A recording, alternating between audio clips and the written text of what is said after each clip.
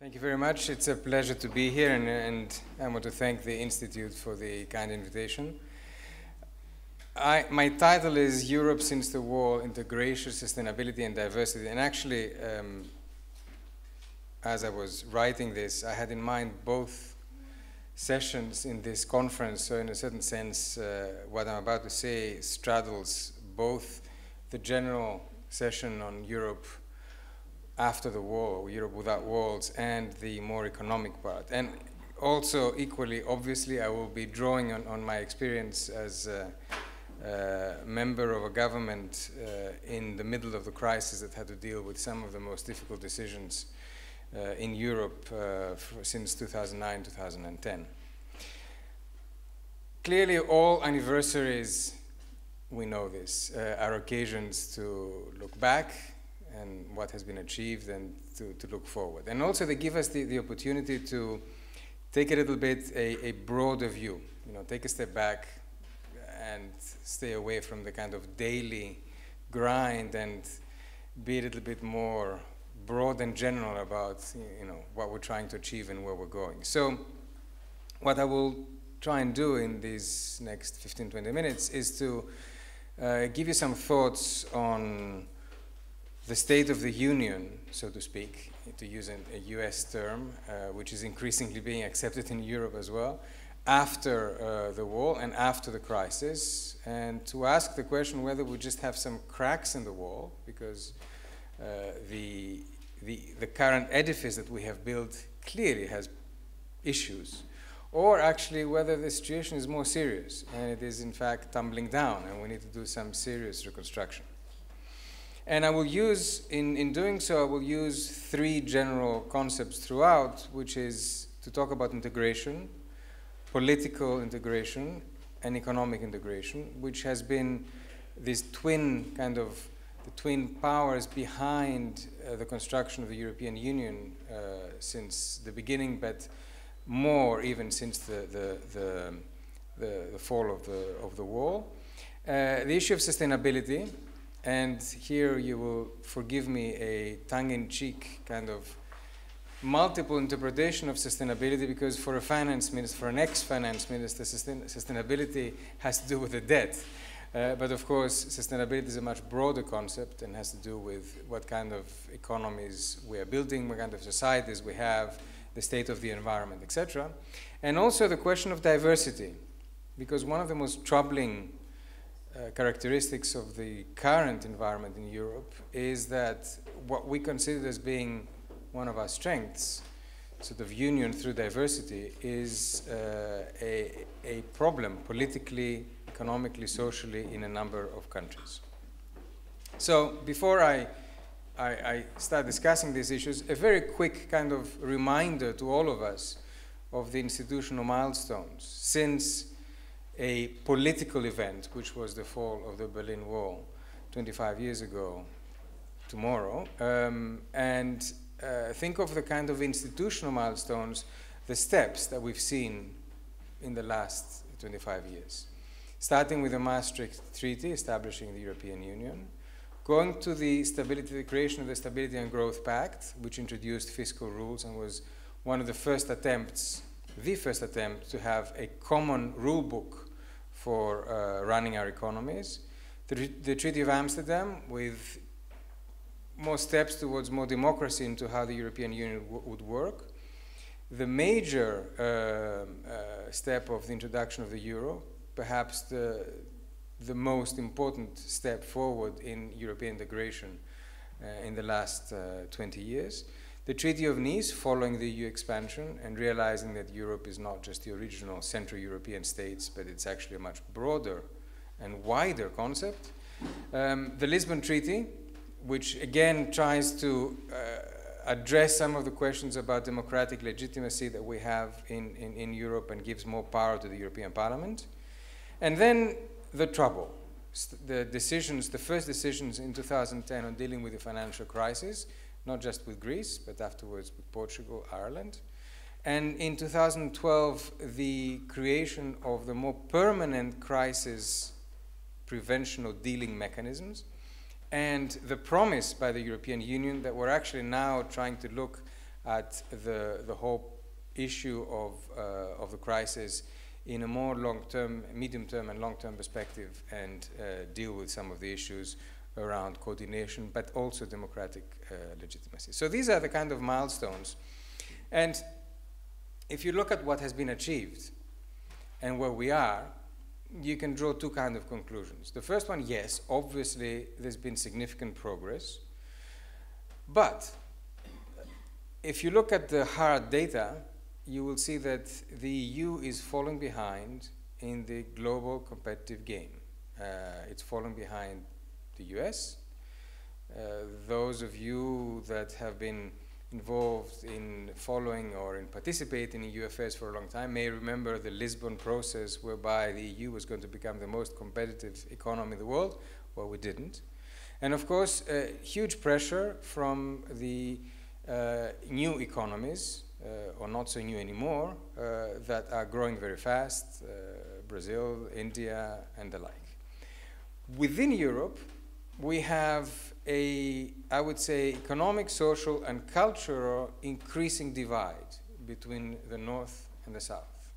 A divide which became very, very obvious in the current crisis, and was in the populist press and in the populist, often political debates that took place, took elements of a caricature. You know, the hard-working North and the lazy guys in the South that are spending all the North's money. At the same time, within every country, be it in the South or the North, you have increasing inequalities. And the fact that the book, a kind of big and fairly academic book of an obscure French author, Thomas Piketty, became a global phenomenon this year, has to do with the fact that the issue of inequality is rising in the political and economic agenda in most countries. And when you have an issue like this rising, you have to do something about it. And of course, the question that every politician sort of mentions, but then doesn't do much about, which is the extremely high level of unemployment. In my own country, 27, 26%. And if you look at youth unemployment, above 50%. To say that this is unacceptably high is stating the obvious. At the same time, you have a public opinion which is increasingly hostile towards everything European, instinctively so. You have extremist parties gaining ground, both on the right and on the left. You have, in my own country, Golden Dawn, a Nazi party, which is polling 6 to 10%, depending on which polls you believe. And you have a very subtle but very real increase in non-inclusive attitudes in even established parties, which are trying to deal with the extremism, not by actually calling it for what it is, but by trying to incorporate some of the elements in their own platforms. So, never before have so many challenged what has been built up over the last not just 20, 25, but 30 or 40 years. And in a certain sense, to sort of use another quip, new walls are going up throughout Europe, just as we are celebrating the fall of the Berlin Wall. So, what have we learned from the economic crisis that we've seen? Well, we've learned that we're all in it together. You had a very small country accounting for a very small percent of European GDP that practically, basically, blew the whole thing of the euro up. And, the theory of the butterfly, whereby something that happens in one place has unexpected consequences elsewhere, turns out to be very much true in Europe. And it took time for people to realize this, that things are systemic and are very quickly systemic. We also learned that Europe is actually very slow in understanding and grasping the elements of a crisis. It's got many different parliaments in many different countries. It's got different agendas, different political timetables, different cultural attitudes, but eventually it rallies and it tries and manages to defend its achievements. And I say this because for a very long time, many pundits, especially from what the French would call the Anglo-Saxon world, were convinced that the euro would collapse, that Greece would go, that whatever. It didn't happen. And anyone with a reasonable understanding of European politics would have known that this would not happen. Because Europe is slow, but eventually it does, as I said, rally. And then we figured out we have to try and rebuild this institutional machinery with mechanisms to support struggling members, such as the ESM and the FSF before that, an evolution in the way that the European Central Bank works, etc. I will talk a little bit about this furthermore. But we're now in a situation where we can stand and look at how we have dealt with the crisis and ask some pretty harsh questions on what we have achieved. The new fiscal pact, does it work? Is it too restrictive or not?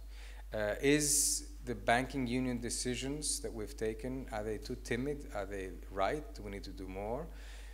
Everybody's talking about the growth agenda. Well, we haven't seen very much of it. Growth is down everywhere. Europe as a whole is in its almost historically low growth rates. Are we putting too much faith in one institution, which at the end of the day is also not democratically accountable, which is the European Central Bank, and hoping that it will save the day just because its charismatic head makes certain statements that the ECB will do whatever it takes so the markets are happy. A quick parenthesis here, because clearly I can't do a whole presentation without having at least one slide about Greece, to remind us all that what kind of started the crisis, the match that lit the fire in an environment that was ready for a crisis was Greece, was the discovery in 2009 that we had a huge deficit, much more than was being reported. A revelation of a truth that completely rattled the markets, which were very worried at that point that debt was rising throughout the Eurozone, throughout European countries, throughout the European Union. A very initial hesitant and unsure, delayed response of the EU.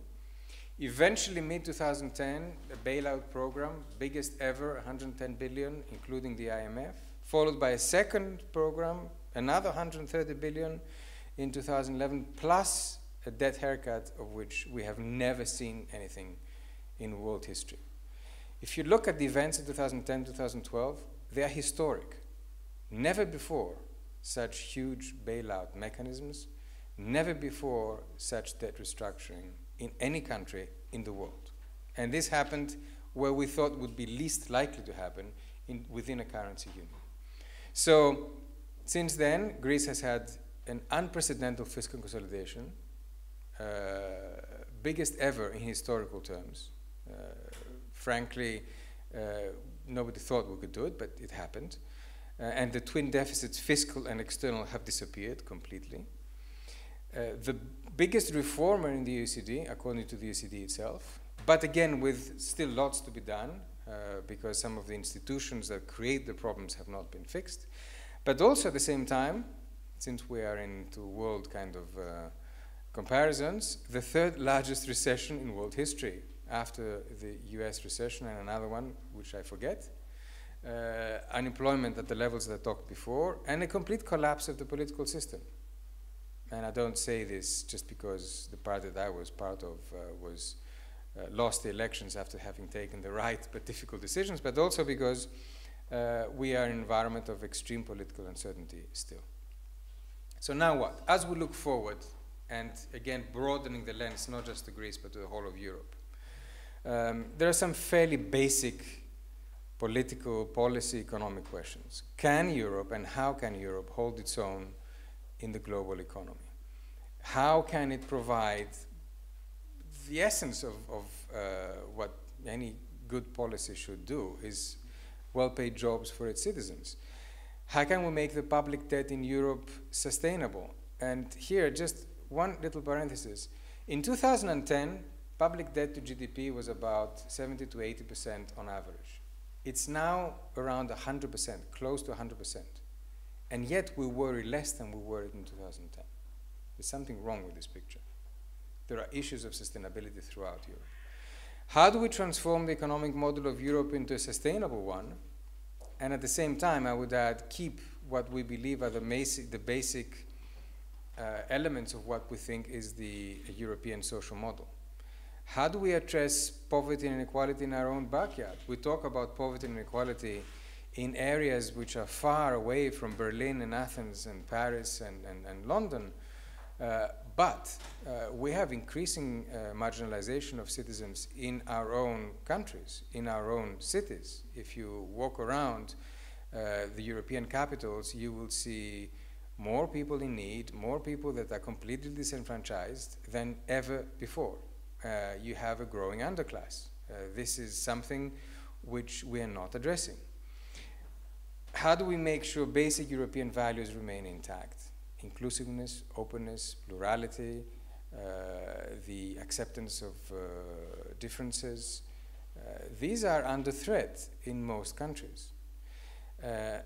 And how do we address concerns of a democratic deficit? Because increasingly citizens in every country, even in the most European-minded countries, are saying, well, I don't like this Europe. And we see this in the European parliamentary elections. We see this in referenda such as the one in the UK.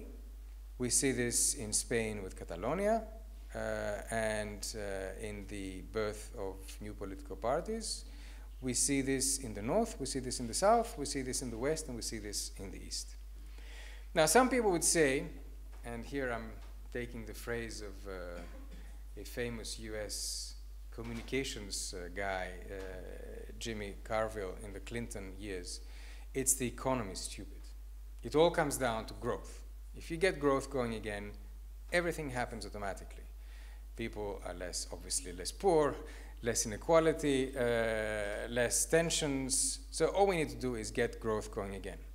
All right, do we have a plan for that? We have a lot of talk about a growth agenda, but not really much money behind it, and not really much concrete plan. I'm waiting to see the translation of the 300 billion growth plan of the new commission into real action. Because for the moment, it's just a very good idea, but not much behind that. Growth plus reforms, because we all realize there's a need to make our economies more competitive, more flexible, the open market, the labor market's more open, we need to invest more in education, we need to invest more in innovation, but this A, requires money, B, it takes time to deliver results, and time is running out. And a small but actually very big in terms of importance, note here to a banking system which 5 years after creating a huge crisis, because leaving Greece aside, the European crisis was the result of a US mortgage crisis and was based on a banking sector that was deeply, deeply sick. Have we gotten over that? Do we have a robust, unified banking system in Europe? Are my deposits in one country as safe as they are in another country? No, is the answer to that. And to the extent that that is not the case, you have less liquidity into the economy, less investment, therefore less growth. And a final comment here is that, okay, let's say we do manage to get growth going again. Does that solve all our social problems? Well, no, because a rising tide does not lift all boats. Growth does not have the same impact on every segment of society.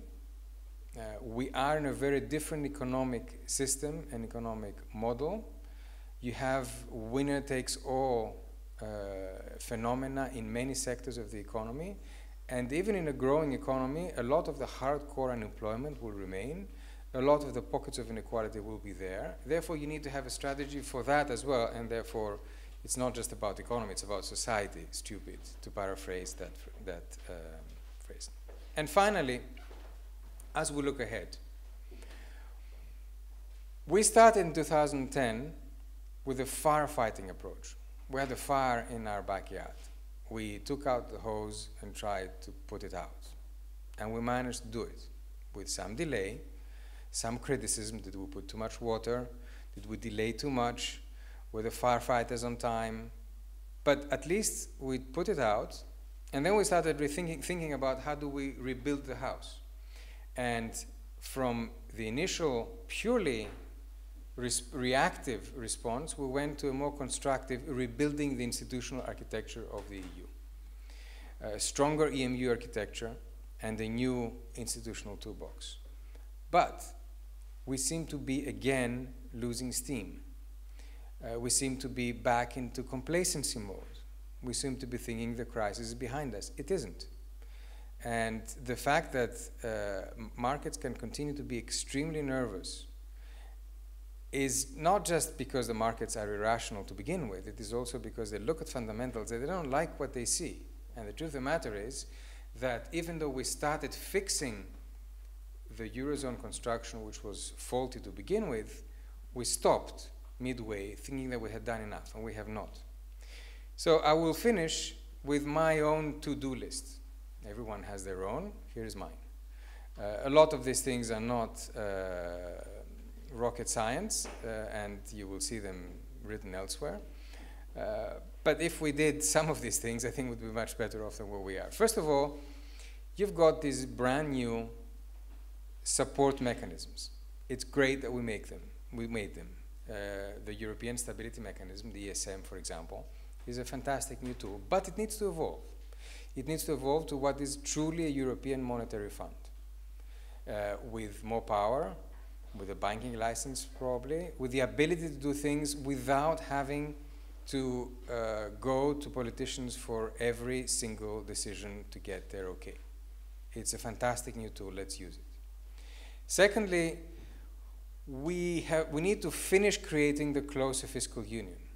Since the crisis, we've adopted all sorts of new elements, what's called the two-pack, the six-pack, the fiscal pact, and the like. These are good things, but we need to find the right balance between the rules and the realism. A classic example, the last few weeks, France and Italy, not quite doing what they should be. Germany saying you have to do it. We need to find this balance between not every time we're in trouble sort of circumventing the rules, but at the same time having the kind of flexibility that you need in a Europe that needs to grow. Third, complete the banking union. The main problem behind a lot of this crisis has been the link between the sovereign and the banking system. When the banks were sick, the sovereign was sick. When the sovereign became sick, the banks became sick. We need to break that link. And to break that link in a way that you don't have this pollution of one crisis into the other. Facilitate a new role for the ECB. The ECB, under Mario Draghi, has moved a lot in its thinking. And I know that in this country, a lot of what Mario Draghi does is not necessarily very popular, but I would say let Mario be Mario, in the sense that we need to allow the ECB to evolve to be much more like the Fed is in the US. And if that needs a change in the treaty, well, let's look at that as well. Push for structural reforms. I'm not going to say much on this. It's a huge agenda. Let me just say one thing. It's much harder to do structural reforms when you have your back against the wall and you have to implement austerity at the same time, because you don't buy the kind of social consensus around very difficult reforms where you have to come against established, entrenched minorities that will defend the status quo until they die. So you need to think a little bit more medium term and allow more leeway on the austerity side to get to push structural reforms through.